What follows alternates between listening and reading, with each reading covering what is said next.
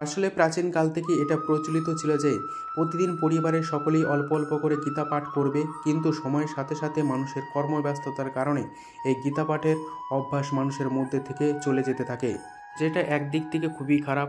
কারণ প্রতিদিন একটু হলেও গীতা পাঠ সকলের করা উচিত, কারণ গীতা পাঠের মাহাত্ম্য কখনো বলে শেষ করা যায় না।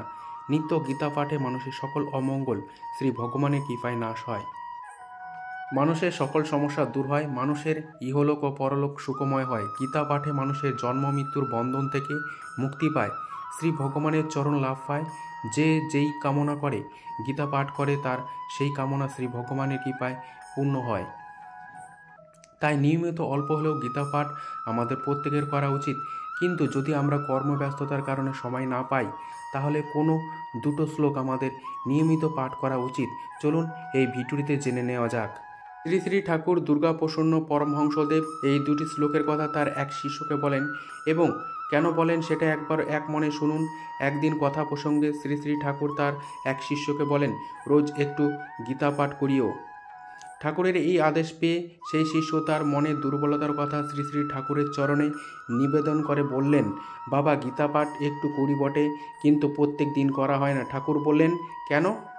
উত্তরে শিষ্য বললেন, ডিউটি করতে কোথাও গেলাম, রাতে আবার বাসায় ফেরার সময় পেলাম না, আবার পরের দিন ডিউটি করে বাসায় ফিরলাম। অনেক সময় গীতা সঙ্গে থাকে না, তাই পাঠ করা হয় না। কয়েকটা শ্লোক মুখস্থ আছে, রোজ একটু পাঠ করি। আপনি হয়তো সবই জানেন। শ্রী শ্রী ঠাকুর বললেন, দুইটা শ্লোক মুখস্থ করিয়া নিবা, গীতা যেখানে সঙ্গে থাকবে না, এই দুটো শ্লোক পাঠ করবা। উত্তরে শিষ্য বললেন, বাবা, আমি তো কয়েকটা শ্লোক রোজই পাঠ করি।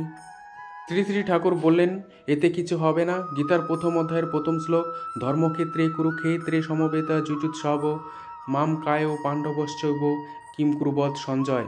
তাহলে প্রথম যে শ্লোকটি আপনারা পাঠ করবেন সেটি হলো এই শ্লোকটি। এই শ্লোকটির অর্থ হলো, হে সঞ্জয়, ধর্মভূমি কুরুক্ষেত্রে যুদ্ধের ইচ্ছায় সমবেত আমরা এবং পাণ্ডুপুত্রগণ কি করল। এই শ্লোকটি গুরুত্বপূর্ণ কারণ এই ধর্মক্ষেত্রে কুরুক্ষেত্রে দেবতাগণ যজ্ঞ করেছিলেন। রাজা কুরুও এই স্থানে তপস্যা করেছিলেন। যজ্ঞাদিমূলক কার্যাদি সম্পূর্ণ হওয়ায় এবং রাজা কুরুর তপস্যা ক্ষেত্র হওয়ায় এই স্থানকে ধর্মক্ষেত্র কুরুক্ষেত্র নামে অভিহিত করা হয়। এটি শুধু যুদ্ধভূমি নয়, এটি একটি তীর্থভূমিও। এই মহান তীর্থক্ষেত্রে সকলে সমবেত হয়েছে যুদ্ধের জন্য। এই যুদ্ধ হলো ধর্মযুদ্ধ এবং স্বয়ং ভগবান নিজে উপস্থিত এই যুদ্ধক্ষেত্রে ধর্ম প্রতিষ্ঠা করতে। গীতার আধ্যাত্মিক রূপে আমাদের দেহ হলো কুরুক্ষেত্র, মন হলো ধৃতরাষ্ট্র, বিবেক হলো সঞ্জয়, জীবাত্মা হলো অর্জুন, পরমাত্মা হলো কূটস্থ চৈতন্য স্বয়ং ভগবান শ্রীকৃষ্ণ এবং সসৎ প্রবৃত্তি হলো অষ্টাদশ অক্ষয়িনী। জীবের অন্তরে এই কুরুক্ষেত্রের যুদ্ধ প্রতিনিয়ত চলছে, অর্থাৎ ভালো খারাপের যুদ্ধ। জীব আত্মা যখন এই ভালো মন্দের যুদ্ধে হতাশ হয়ে পড়ে, নিরুদ্যম এবং কিং কর্তব্য বিমূঢ় হয়ে পড়ে, তখন পরম চৈতন্য বা পরমাত্মা স্বয়ং ভগবান শ্রীকৃষ্ণ তত্ত্বজ্ঞান অমৃত দান করে জীবকে পুনর্জীবিত করে এবং সাধনায় সুদৃঢ় করে দেন। শ্রী শ্রী ঠাকুর দ্বিতীয় যে শ্লোকটির কথা বলেন তা হল অষ্টাদশ অধ্যায়ের শেষ শ্লোক, যত্র যজ্ঞেশ্বর কৃষ্ণ যত্র পার্থ ধনুর্ধর তত্র শ্রী বিজয় ধ্রুতি ধ্রুবা নীতি মূর্তি মম। এর অর্থ হলো, যেখানে যজ্ঞেশ্বর ভগবান শ্রীকৃষ্ণ ও গান্ডীব ধনুর্ধারী অর্জুন অবস্থিত, সেখানেই শ্রী বিজয় ভূতি ও অচল নীতি বিদ্যমান। এই হলো আমার অভিমত। এই শ্লোকটি গুরুত্বপূর্ণ কারণ ভগবানের ভক্ত জন্ম এবং জন্মান্তরের কুসংস্কার ও সাংসারিক মায়া মোহে বিভ্রান্ত হয়ে নিজের কর্ম ধর্ম থেকে পরিভ্রষ্ট হওয়ার উপক্রম হলে স্বয়ং ভগবান তার মধ্যে তত্ত্বজ্ঞান উপদেশ দেন এবং শক্তি ও আশীর্বাদ সঞ্চার করে তাকে কৃপা করে থাকেন। যে রকমভাবে শ্রী ভগবান তার সখা অর্জুনের ভেতরের অজ্ঞানকে ধ্বংস করে জ্ঞানের আলো জ্বালিয়েছিলেন, আমরাও যদি শ্রীকৃষ্ণের প্রকৃত ভক্ত হতে পারি, তাহলে তিনিও আমাদের ভেতরের সকল অজ্ঞানতা আমাদের থেকে দূর করবেন। তাই শ্রীকৃষ্ণ আমাদের পরম বন্ধু এবং পরম সখা অর্জুন। এইভাবে মনে রাখতে হবে, তিনি পাশে থাকলে সর্বত্র বিজয় আমাদের অবশ্যই হবে। কিছু অনুপ্রেরণামূলক উক্তি। সত্যি কথা বলতে কারো মন ভেঙে দিলেও কিন্তু মিথ্যার পর্দার পেছনে কারো ভরসা ভেঙো না। দুঃখ জীবনে এই কারণেই আসে যাতে আমরা সুখের মাহাত্ম্য বুঝতে পারি। প্রতিটা কষ্ট শিক্ষা দেয়, আর শিক্ষা মানুষকে বদলে দেয়। অনেক একা হয় সেই সব মানুষ যারা নিজের রেগে গিয়ে নিজেই মানিয়ে নেয়। মন থেকে সুন্দর মানুষ, ভাগ্যবান মানুষরাই তাদের জীবনে পায়। মানুষের স্বভাবটাই এমন যে ভালোবাসা না পেলে তাই ধৈর্য ধরে না, আর যদি পেয়ে যায় তাহলে আর তার কদর থাকে না। তুমি চেয়েও তোমার প্রতি লোকের ধারণা কখনো বদলাতে পারবে না। এই জন্য শান্তির সাথে নিজের জীবনে বেঁচে থাকো এবং সুখী থাকো।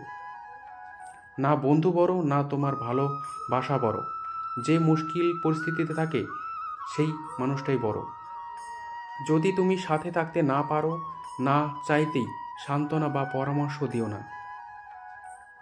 যদি তুমি কারো জীবনের কোনো লক্ষ্য খুঁজে না পাও, তাহলে তুমি কেবল খুশি থাকা শেখো।